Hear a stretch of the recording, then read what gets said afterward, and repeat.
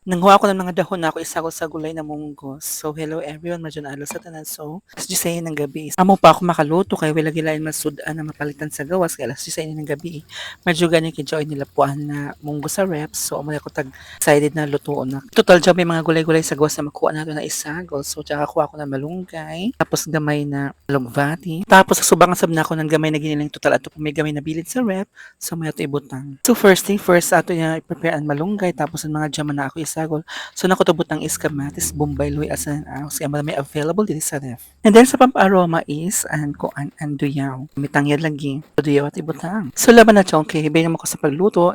Kanya-kanya mga tanang discard sa ng technique. So gisaw na ako ni sa kay rush may napakasudan kay kun ako na pinagatan ay na madugay na kay alas 6 ng gabi so hain pa ako magtap ng lubi tas magagod pa na. Mas importante kay masudan laban na. So do you know why alas 6 na ako nakaluto? Kay pagkahuman magud na ako riban is mga alas 5 kay nakaduha ako today tapos nagpahawayo kadali tapos nakatuyog ako and then pagmata na ako na alas 9 is pagtuo ko daw pa pijang ang bansa kay waya na so amoy ni nakaluto ako pag ahat nan gulay medyo gani kay may daan na nila taan na daan na namunggo sa rep so amoy ako na dali-dali pagluto kay kun waya patay impas way kasi masudaan tapos dyan mabisi peche sa gawas ako nakatagkuhaan madala may dyan may sagol-sagol na guli mo hamok-hamok diba so yun na mo peche is di na mo ibton tanan so ang namin ibato is kutlo-kutloan na kung dyan ipansagol sa sinabaho or una ka ng mga lutoon ng mga may gulay para sige pa dyan sa lingsing so going back sa ako niluto ako ni pamutang inin mga dahon dungan-dungan kay pila may espiritu inin mga dahon tapos kay inin munggos nilat na dadaan so is kasubo na siya so